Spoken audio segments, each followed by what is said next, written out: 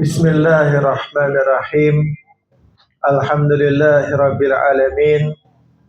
Wassalatu wassalamu ala Rasulillah wa ala alihi wa sahbihi wa man tabi'ahum bi ihsanin ila yaumiddin. Amma ba'd. Ma'asyiral muslimin wal muslimat rahimani wa rahimakumullah.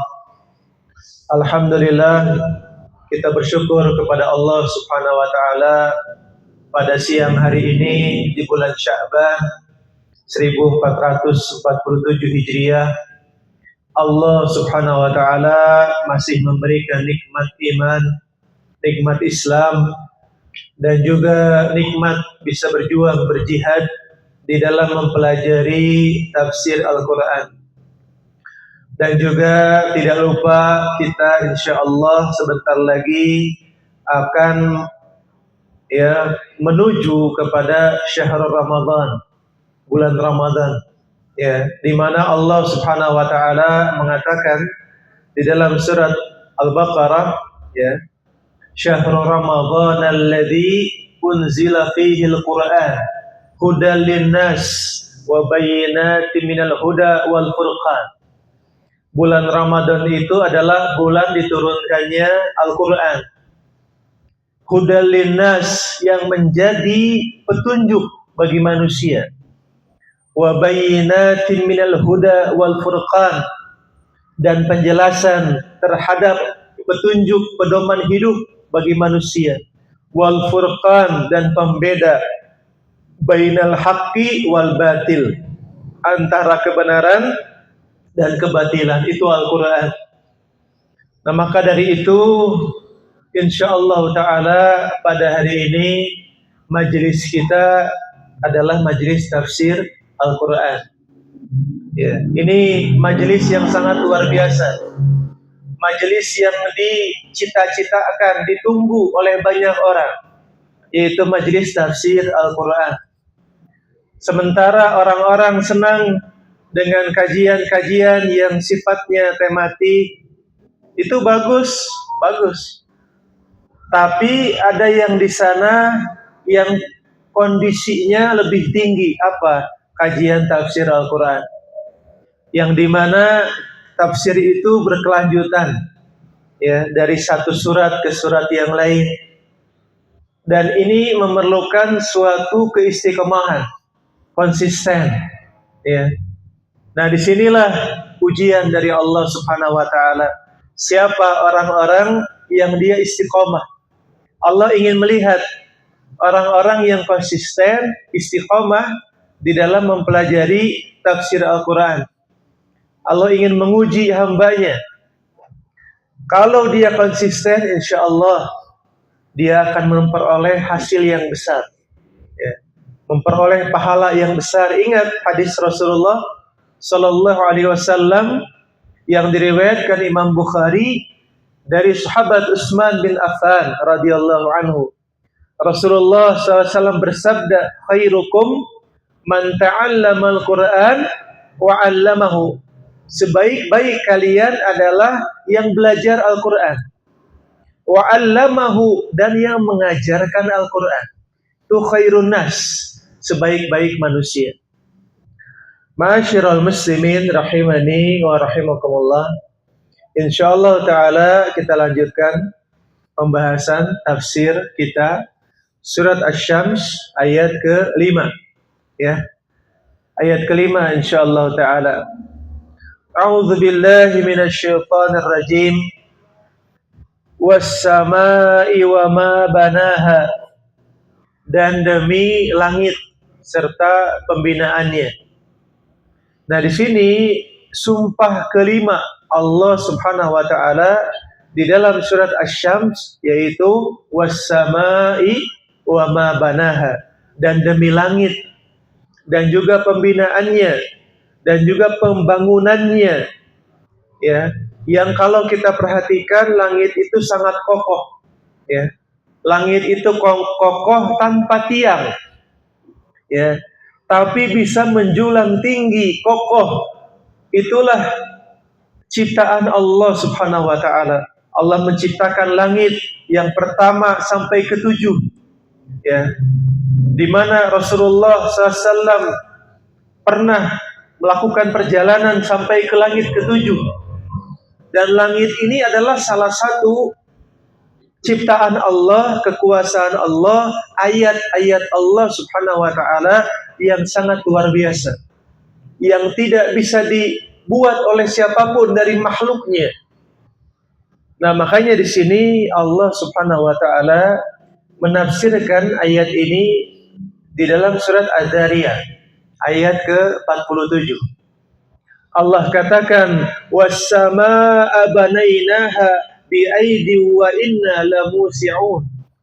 Allah katakan was-sama', dan langit itu banainaha, kami bangun, kata Allah, kami buat langit itu, ya, bi'aidin, ya, dengan kekuasaan kami, dengan tangan kami, kata Allah. Was-samaa'a banainaha bi'aidin, ya, bahwa langit itu kami bangun, kata Allah, bi'aidin, dengan tangan-tangan kami, kata Allah, dengan kekuasaan kami Allah membangun langit, ya. Was-samaa'a banainaha bi'aidin wa inna lamusi'un, dan kami, kata Allah, sesungguhnya kami benar-benar berkuasa atas hal tersebut, atas penciptaan langit tersebut, kami yang menguasainya, ya. Sedangkan di langit itu banyak makhluk-makhluk Allah, ada bintang, matahari, bulan, planet, dan segala macamnya. Itu semua diciptakan oleh Allah Subhanahu wa taala. Kemudian dalam surat Az-Zariyat dilanjutkan ayat ke-48, Allah katakan wal arda farashnaha, dan bumi kami buat, kata Allah, terhampar, ya. Bumi kami buat terhampar, wal arda farashnaha, dan bumi kami buat terhampar, kata Allah Subhanahu wa taala.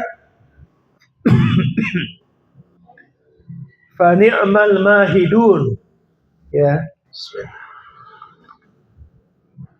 Fa ni'mal mahidun. Fa ni'ma, maka kami sebaik-baik, al-mahidun, yang menghamparkan bumi. Kalau kita lihat bumi, menurut pandangan kita bumi itu terhampar. Ini farashnaha berasal dari kata firash. Firash itu artinya kasur, ya, ranjang, yang dimana kasur itu terhampar. Dia itu menurut pandangan manusia. Kalau ada yang mengatakan bumi bulat, betul. Dilihat dari mana dilihatnya. Kalau dilihat bumi dari planet yang lain, mungkin bumi terlihat bulat. Tapi kalau bumi dilihat oleh orang-orang yang tinggal di bumi, kita melihatnya bumi bagaimana? Hamparan, ya, datar. Kita melihatnya datar. Jadi ini ditinjau dari sudut pandang yang mana? Dua-duanya benar. Yang berpendapat bumi terhampar, di sini dalilnya surat Az-Zariyat ayat 48. Wal arda farashnaha, dan bumi kami hamparkan, kata Allah, ya. Kemudian yang berpendapat bumi bulat, mungkin menurut ilmu teknologi mereka melihat bumi itu bulat. Silahkan, tidak ada yang salah dua-duanya pendapat tersebut. Tapi di sini pembahasan kita apa? Was-samai banainaha, ya. Was-samai wa ma banaha, dan demi Allah bersumpah demi langit, yang dimana Allah yang membangun langit tersebut, ya. Nah, bagaimana kalau Allah tidak menciptakan langit? Mungkin kita tidak bisa menjalani kehidupan, ya, kalau tidak ada langit. Hujan akan turun dari mana? Ya, matahari akan dari mana? Bulan akan di mana posisinya? Nah, itu kekuasaan Allah Subhanahu wa taala. Ma'asyiral muslimin rahimani wa rahimakumullah. Kemudian di sini ada kata was-sama was-sama'i wa ma banaha. Ada pendapat ahli tafsir tentang huruf ma di situ. Was-sama'i, dan demi langit, wa ma, ya. Nah, ma di situ ada pendapat ahli tafsir. Pendapat yang pertama itu ma masdariyah. Ya. Ma masdariyah. Maksudnya gimana? Ma masdariyah itu adalah, kalau itu ma masdariyah berarti artinya wassama, dan demi langit, wa ma banaha, dan bangunan langit tersebut. Ya. Kalau ma masdariyah berarti di situ maksudnya bangunan langit. Ya. Itu ma masdariyah. Ya, ma masdariyah maksudnya bangunan langitnya. Bangunan langitnya juga itu Allah yang menciptakan. Ya. Nah, kemudian karena langit ini besar dan tinggi dan kokoh, maka Allah katakan, ya, Allah tafsirkan di dalam surat Al-Mulk ayat ketiga. Allah katakan, ma tara fi khalqir rahman min tafawut falji'il basara hal tara min futur. Ya, ma tara fi khalqir rahman, kalian tidak akan melihat pada khalqir rahman, pada ciptaan Allah, min tafawut, dari sesuatu yang tidak seimbang. Ya, falji'il basara, maka lihat lagi ke langit, hal tara, ya, min futur, apakah kamu melihat sesuatu yang tidak seimbang? Ya. Nah, ini Allah Subhanahu wa taala menantang manusia bahwa ciptaan Allah itu tidak ada yang tidak seimbang, semuanya sempurna. Malah kita disuruh falji'il basar, coba lihat lagi ke langit, apa ada kita melihat yang tidak sempurna? Itu kesempurnaan ciptaan Allah Subhanahu wa taala. Ya. Kemudian apa? Summarji'il basara, kemudian pandang lagi, lihat lagi, kata Allah, karrataini, sekali lagi, lihat lagi, kata Allah. Ya. Yanqalib ilaikal basaru, ya, khasi'aw wa huwa hasir. Niscaya kamu tidak akan menemukan sesuatu yang tidak seimbang, sesuatu yang cacat. Ya. Nah, di sini Allah Subhanahu wa taala kemudian mengatakan, yanqalib ilaikal basaru khasi'a. Niscaya penglihatanmu itu akan menjadi payah, lelah, wa huwa hasir, dalam keadaan capek. Memperhatikan. Kalau kita memperhatikan kekurangan ciptaan Allah, tidak akan bisa kita temukan kekurangan ciptaan Allah tersebut. Coba kita perhatikan dari manusia. Allah katakan dalam surat At-Tin, laqad khalaqnal insana fi ahsani taqwim. Sungguh Allah telah menciptakan manusia fi ahsani taqwim, dalam bentuk yang paling sempurna. Ya, itu ciptaan Allah Subhanahu wa taala. Ini kita sudah sempurna diciptakan oleh Allah. Coba kalau kita lihat hewan, monyet misalkan, atau hewan yang lain, itu tidak diciptakan seperti manusia. Ya. Nah, ini adalah kesempurnaan ciptaan Allah Subhanahu wa taala. Ya, difahami? Difahami ya? Was-sama'i wa ma banaha. Ada pendapat ulama tafsir tadi, ma di situ ma masdariyah, bahwa yang dimaksud adalah demi langit Allah bersumpah dan bangunan langit tersebut. Kemudian kita lanjutkan surat Asy-Syams ayat ke-6. Allah katakan wal ardi wa ma tahaha. Ini sumpah ke-6 dari Allah Subhanahu wa taala pada surat ini. Wal ardi wa ma tahaha, dan demi bumi serta penghamparannya. Ya. Nah, di sini tadi dijelaskan ini sama tafsirnya, yaitu dalam surat Al-Dzariyat ayat 48. Allah katakan wal arda farashnaha, fa ni'mal mahidun, dan bumi Allah hamparkan. Fa ni'mal mahidun, dan Allah sebaik-baik yang menghamparkan bumi. Itu Allah Subhanahu wa taala. Ya, sehingga kalau bumi terhampar begini seperti ini, kita bisa berjalan di muka bumi ini. Ya, kita bisa melintasi bumi ini.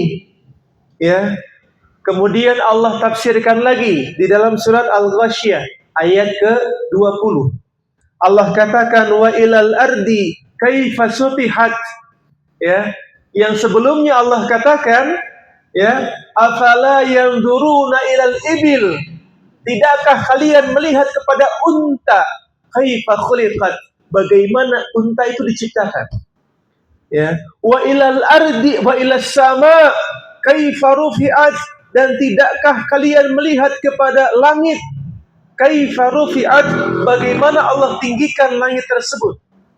Wa ilal ardi kaifa sutihat, dan tidakkah kalian melihat kepada bumi, bagaimana bumi itu dihamparkan oleh Allah Subhanahu wa taala.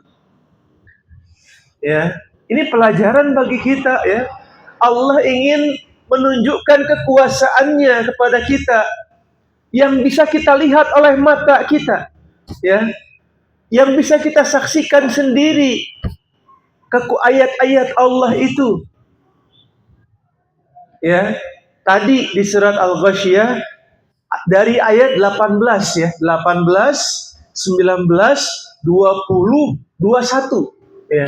Itu Allah ingin menunjukkan, ya, dari mulai tadi afala yanzuruna ilal ibili kaifa khuliqat, tidakkah kalian melihat kepada unta bagaimana diciptakan? Ada yang bisa menciptakan unta di sini? Nggak ada, ya. Kita nggak akan bisa menciptakan. Langit, wa ilas sama kaifa rufi'at, bagaimana langit ditinggikan? Bisa kita meninggikan langit? Tidak bisa.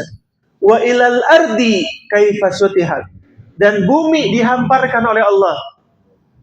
Ya, ini semuanya menunjukkan kekuasaan Allah Subhanahu wa taala. Bagaimana kalau tidak ada bumi ini? Di mana kita akan berpijak? Di mana kita akan tinggal? Ya, ini adalah kekuasaan Allah, dan Allah bersumpah wal ardi wa ma tahaha, dan demi bumi ini ciptaan Allah yang dihamparkan oleh Allah Subhanahu wa taala. Nah, ini semuanya maksudnya apa? Agar manusia memperhatikan ciptaan Allah, ayat-ayat Allah ini yang banyak, supaya membuat manusia menyadari tugas dan fungsi manusia, yaitu untuk beribadah kepada Allah Subhanahu wa taala. Difahami? Iya. Insyaallah kita lanjut ayat ke-7. Allah mengatakan wa nafsi wa ma sawwaha, dan demi jiwa, ya, wa ma sawwaha, dan penciptaannya dan penyempurnaan penciptaannya, wa nafsi wa ma sawwaha, dan demi jiwa dan penyempurnaan penciptaannya. Ini sumpah ketujuh Allah Subhanahu wa taala dalam surat ini. Ya, sumpah yang ketujuh, di mana Allah bersumpah dengan jiwa manusia, yang mana Allah menciptakan jiwa tersebut, ya. Bagaimana Allah menciptakan manusia? Seperti dalam surat disebutkan, nah, ditafsirkan ayat ini oleh surat Al-Isra ayat ke-85. Allah katakan wa yas'alunaka 'anir ruh, dan mereka bertanya kepadamu wahai Muhammad, 'anir ruh, tentang ruh manusia, jiwa manusia. Orang-orang kafir, musyrikin, dan juga orang-orang muslimin, ya, ada yang bertanya kepada Nabi tentang apa? Ruh, ya, tentang jiwa, ya, manusia. Wa yas'alunaka 'anir ruh, mereka bertanya kepadamu wahai Muhammad tentang ruh, tentang jiwa manusia. Qulir ruh min amri rabbi, katakanlah roh itu min amri rabbi, itu urusan Allah subhanahu wa ta'ala. Wa ma utitum minal ilmi illa qalila. Dan kalian, kata Rasul, atau dan kalian, kata Allah, wa ma utitum minal ilmi, kalian itu tidak diberi ilmu illa qalila, kecuali sedikit. Itu ya, jangan kita, Rasulullah saja diperintahkan begini ya, tentang ruh itu bagaimana, itu urusan Allah subhanahu wa ta'ala. Ruh itu kita tidak tahu, Rasul tidak tahu ya, Rasul mengatakan itu urusan Allah ya. Jadi Rasulullah itu hanya menyampaikan sebatas wahyu yang disampaikan kepada beliau ya. Kalau beliau tidak tahu, itu urusan Allah subhanahu wa ta'ala ya. Tapi roh itu ciptaan Allah subhanahu wa ta'ala, diciptakan oleh Allah, jiwa itu ya. Makanya Allah bersumpah, wa nafsi wa ma sawaha, dan demi ruh dan penciptaannya, penyempurnaannya. Nah, di sini maksudnya apa? Nah, di sini maksudnya adalah wa ma utitum minal ilmi illa qalila. Di pertanyaan ini ada orang-orang yang mencoba apa? Mengetes Nabi ya. Ada orang-orang yang begitu. Seperti ini karakter siapa? Orang-orang Yahudi. Orang-orang Yahudi yang mereka merasa ahlul kitab, orang-orang Yahudi, orang-orang Nasrani yang mereka punya kitab, punya ilmu, ingin mengetes Nabi Muhammad ya. Mengetes, maksud pertanyaannya mengetes gitu. Tapi apa kata Allah, wa ma utitum minal ilmi illa qalila. Kita itu tidak diberikan, atau mereka tidak diberikan ilmu kecuali sedikit oleh Allah. Mereka ingin merasa sombong ya, orang-orang Yahudi ahlul kitab ingin merasa sombong di hadapan Rasulullah sallallahu alaihi wasallam, padahal mereka tidak diberi ilmu kecuali sedikit oleh Allah subhanahu wa ta'ala ya. Ma'asyiral muslimin rahimani wa rahimakumullah. Kemudian ditafsirkan juga ayat ini di dalam surat Thaha ayat ke-50. Allah katakan, alladzi a'ta kulla syai'in khalaqahu, di mana Allah subhanahu wa ta'ala ya, yang menciptakan sesuatu itu, segala sesuatu itu, memberikan bentuk kejadian kepada sesuatu dan menciptakannya ya. Allah itu alladzi a'ta kulla syai', yang telah memberikan kepada sesuatu khalaqahu, bentuk kejadiannya. Itu Allah subhanahu wa ta'ala. Alladzi a'ta kulla syai'in khalaqah. Allah memberikan bentuk kepada sesuatu. Kenapa bentuk manusia seperti ini misalkan ya?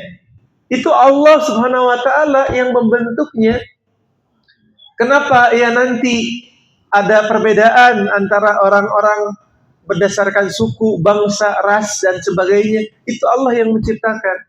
Kenapa nanti kita di surga tinggi kita 6 hasta 27 meter? Itu Allah yang menciptakan bentuk seperti itu. Alladzi a'ta kulla syai'in khalaqahu. Allah yang memberikan bentuk kepada sesuatu dan menciptakannya. Ma'asyiral muslimin rahimani wa rahimakumullah. Kemudian ditafsirkan oleh surat Rum. Dalam surat Rum ayat ke-30. Allah katakan, fa'aqim wajhaka lilladzina hanifa, maka hadapkanlah wajahmu, kata Allah kepada Rasulullah dan kepada kita, lilladzina hanifa, dengan lurus kepada Allah, kepada agama Allah subhanahu wa ta'ala. Fitratallah ya, fitratallah ya, fitratallah, itulah fitrah ya yang Allah berikan ya. Fitratallahi allati fataran nas 'alaiha, itu adalah fitrah yang Allah telah menciptakan manusia dalam fitrah itu. Maksudnya apa? Itu ketentuan Allah Subhanahu wa taala untuk manusia. Ya, antum dalam hadis perhatikan, kullu mauludin yuladu alal fitrah. Setiap anak yang lahir, bayi yang lahir ke muka bumi itu lahir di atas fitrah, di atas Islam, di atas iman, di atas ketentuan dari Allah Subhanahu wa taala. Termasuk apa? Bentuknya, ya. Kemudian anggota tubuhnya, fisiknya itu sudah sesuai fitrah dari Allah Subhanahu wa taala. Ya, itu fitrah. Difahami insyaallah. Ya, lanjut ya ayat ke-8. Allah Subhanahu wa taala mengatakan di ayat ke-8, fa'alhamaha fujuraha wa taqwaha. Ini masih dalam konteks sumpah ya. Ini belum isi ini. Ini masih konteks sumpah. Di mana ini lanjutan dari ayat tadi, wa nafsu wa ma sawaha. Dan Allah bersumpah demi jiwa dan penciptaannya, fa'alhamaha, dan Allah mengilhamkan, menunjukkan kepada jiwa tersebut fujuraha, ya, jalan yang jelek, wa taqwaha, dan jalan yang ketakwaan, atau jalan kefasikan dan jalan ketakwaan. Di sini apa? Ini konteks, belum konteks jawabul qasam, belum. Ini belum isi.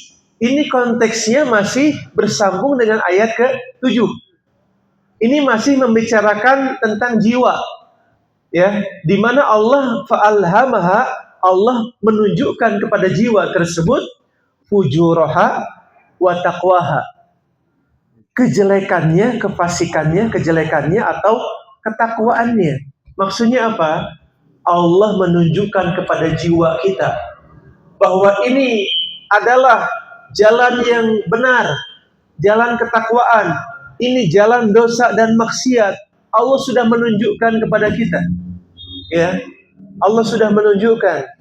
Nah, makanya di sini tadi disebutkan ya, dalam hadis Rasulullah Sallallahu Alaihi Wasallam yang diriwayatkan Imam Baihaqi, Rasulullah bersabda, kullu mauludin yuladu alal fitrah. Setiap manusia itu yang lahir, anak yang lahir itu dalam keadaan fitrah, dalam keadaan iman, dalam keadaan Islam, dalam bentuk yang sudah sesuai dengan ketentuan dari Allah Subhanahu wa taala, hatta yu'ribu anhu lisanuhu, hingga dia fasih dalam berbicara, sampai anak ini bisa berbicara, ya, sampai dia berbicara. Bagaimana? Fa'abawahu, maka kedua orang tuanya yuhawwidanihi, yang menjadikan dia Yahudi, au yunassiranihi, atau menjadikan dia Nasrani, au yujannisanihi, ya, au yuajjisanihi, atau au yumajjisanihi, atau menjadikan dia Majusi. Nah, di sini apa? Di sini Allah Subhanahu wa taala sudah menetapkan seorang anak itu fitrahnya apa? Islam. Itu fitrah dari Allah Subhanahu wa taala. Iman, Islam. Anak lahir itu Islam, itu muslim. Sampai anak ini bisa berbicara. Ketika berbicara, kemudian bagaimana? Orang tuanya, kedua orang tuanya yang menjadikan anak ini sebagai menunjukkan jalan, kan? Ya. Orang tuanya menunjukkan jalan, fujuraha au taqwaha, wa taqwaha, orang tuanya yang menunjukkan jalan yang baik atau yang jelek. Jalan yang jelek apa? Menjadikan dia Yahudi, menjadikan dia agamanya Yahudi, menjadikan dia agamanya Nasrani, menjadikan agamanya Majusi, itu orang tuanya. Karena apa? Allah wala yadlimu rabbuka ahada. Dalam surat Al-Kahfi ya, wala yadlimu rabbuka ahada. Allah itu tidak akan berbuat zalim kepada seorang pun. Kenapa? Allah sudah menjadikan setiap anak yang lahir itu Islam. Allah tidak berbuat zalim kepada hambanya. Tidak mungkin Allah berbuat zalim. Ma'asyiral muslimin rahimani wa rahimakumullah. Ya, kemudian di dalam surat Fussilat ya, ayat 46 Allah katakan man amila salihan falinafsi. Barang siapa yang beramal saleh maka itu untuk dirinya sendiri, untuk kebaikan dirinya sendiri. Wa man asa fa'alaiha. Barang siapa yang berbuat jelek, berbuat dosa, maka itu untuk dirinya sendiri. Wa ma wa ma rabbuka bidhallamin lil 'abid. Dan Allah itu tidak akan mungkin berbuat zalim kepada hamba-Nya, tidak mungkin. Ya. Allah tidak akan berbuat zalim.